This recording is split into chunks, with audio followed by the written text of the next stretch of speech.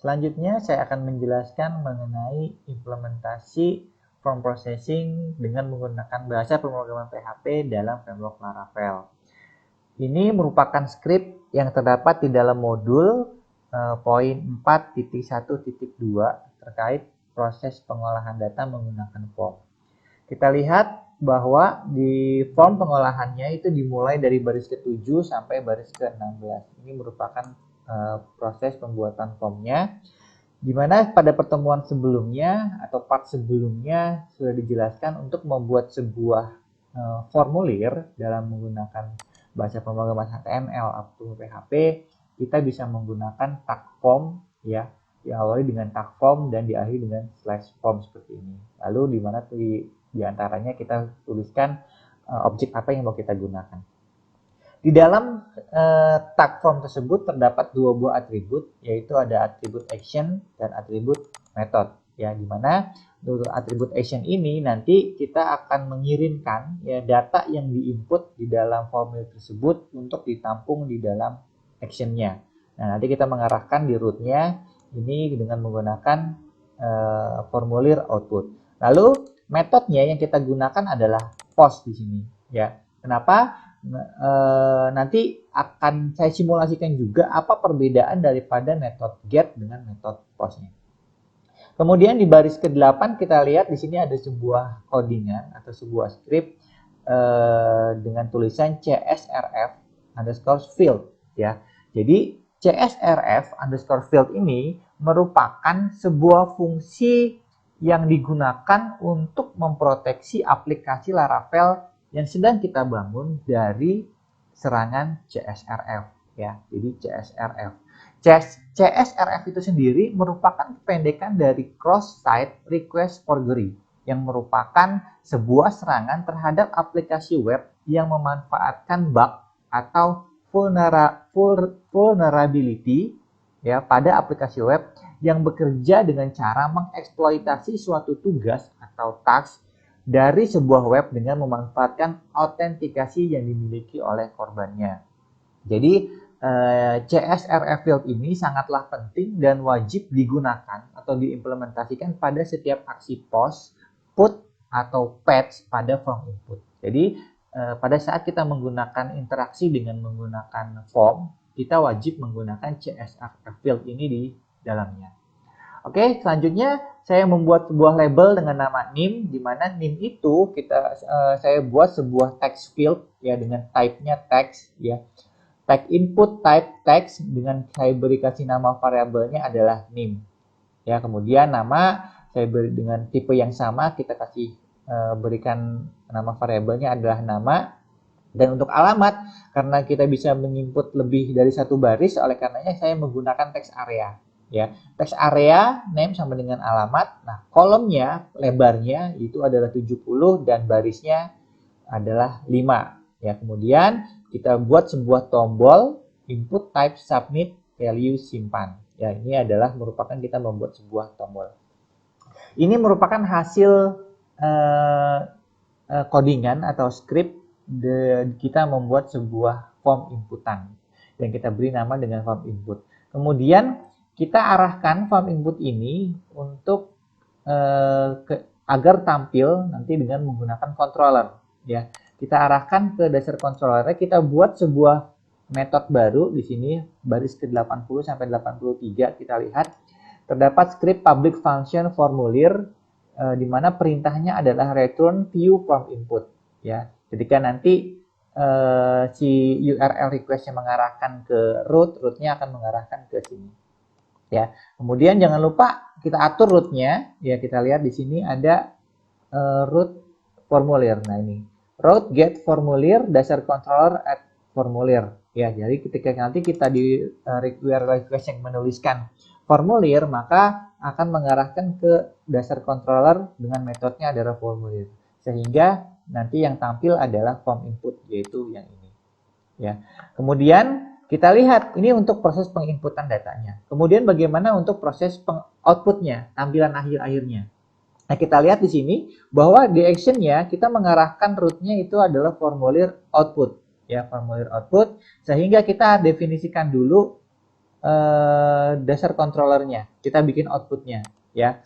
Kita di sini bikin output. Saya buat sebuah public function baru, ya, dengan nama output. Nama objek, nama metodenya adalah objek. Di mana di dalamnya sini terdapat sebuah parameter. Parameter dengan nama request. Di dalamnya terdapat variabel request. Nah, teman-teman yang harus dipahami adalah ketika kita mau memproses data yang dikirimkan dari form inputan, kita wajib memasukkan parameter request ini ya ke dalam parameter daripada si metodenya itu sendiri. Nah, kita cukup menuliskan request ini untuk parameter dengan nama request dan membuat sebuah variabel baru dengan nama variabel request. Di mana kita lihat di dalam variabel metode outputnya ini, di sini merubah. Kita membuat sebuah variabel baru dengan nama nim, ya, di mana nim ini merupakan request hasil dari inputan yang terdapat di dalam objek nim. Nah, nim ini dari mana? Nim ini wajib disesuaikan dengan nama objek yang ada di sini, ya, input type text name nim, sehingga di sini nimnya harus sama dengan objek yang ada di sini. Kemudian variabel nama dibuat untuk menampung data yang dikirimkan oleh si objek nama, dan alamat juga akan menampung data yang dikirimkan oleh objek alamat text area tadi. Ini untuk menampung datanya. Kemudian untuk menampilkan datanya kita tulis perintah return nim, ya, nim. Variabel nim ini nanti akan membaca data yang dikirimkan oleh input nim ini tadi, ya. Terus variabel nama di sini juga sama untuk membaca data yang dikirimkan oleh objek nama, dan variabel alamat akan membaca data yang dikirimkan oleh variabel alamatnya. Nah, kemudian kita atur rootnya. Tadi sebelum kita mencoba, kita atur rootnya dulu, ya, bahwa ketika nanti URL-nya mengarahkan ke formulir output di sini, maka rootnya akan meneruskan atau meredirect ke dasar controller dengan metodenya output, sehingga akan memproses script yang dari nomor baris 85 sampai 91 ini. Oke, sekarang kita coba dulu tampilannya, ya. Ini jadi pertama kita masukkan dulu form inputnya, yaitu formulir. Nah, ini formulir. Hasilnya seperti ini, kita lihat. Ini merupakan daripada ini, ya. Jadi ini CSRF fieldnya ini tidak terlihat, ya, karena terhidden atau tersembunyi oleh si sistem Laravelnya. Namun nanti pada saat dikirimkan itu akan terbaca. Ya, input name ini, ya, input type text name, name-nya ini merupakan hasil kompilasinya. Sedangkan untuk yang nama ini dan untuk text area hasilnya adalah berupa ini. Sekarang kita coba masukin namanya Adi Supriyatna, alamatnya Jakarta misalkan. Ya, lalu kita klik simpan. Nah, pada saat kita klik simpan, ini submit, ya, dia akan menuju ke sini, ya, menuju ke formulir output. Dibacalah nanti rootnya formulir output. Nah, ini dibaca rootnya formulir output.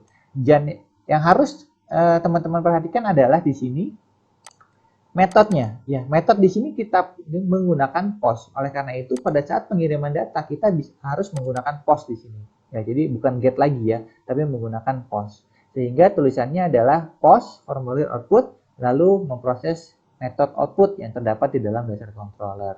Ya, hasilnya nanti kita lihat akan bentuk seperti ini. Ini hasil output tadi, ya. Ini merupakan inputan yang diambil dari text field name, ini dari text field nama, dan ini dari text area alamat, seperti itu. Nah, sekarang saya akan mencoba mengimplementasikan metode get, ya, teman-teman. Di sini contoh kita ganti jadi get metodenya. Kita lihat perbedaannya. Dan jangan lupa ketika kita merubah metode get-nya di sini, ya, di root-nya juga kita harus rubah jadi get di sini, ya. Nah, kita lihat di baris ke-50 ini kita ganti get menyesuaikan dengan di sini. Ya, kita lihat hasilnya, kita back dulu, ya. Lalu kita klik coba diisi, diklik simpan. Nah, kita lihat di sini hasilnya tidak ada yang tidak berbeda, sama. Namun perbedaan terdapat di URL-nya ini. Dengan menggunakan metode get, ya, ini tadi tertulis semua, ya, tokennya. Nah, ini token sampai sini ini merupakan hasil kompilasi daripada CSRF field-nya. Kemudian NIM ini merupakan hasil inputan dari text field name, Adi Supriyatna. Ini merupakan dari text field nama dan alamat dari rest area alamat di situ. Nah, di sini perbedaannya. Kalau kita menggunakan get, ini akan tampil di sini URL-nya. Apa yang kita input di dalam form inputan akan muncul di sini. Tetapi kalau kita menggunakan post, ya, ini kita menggunakan post, lalu di web PHP-nya kita ganti jadi post. Apa yang terjadi? Kita lihat ini tidak akan terlihat, gitu ya. Jadi kesimpulannya adalah dengan menggunakan metode postnya pada form input ini lebih secure, lebih aman dibanding dengan metode get. Kenapa? Karena URL-nya itu tidak terlihat ya apa yang diinputkan oleh si pengguna.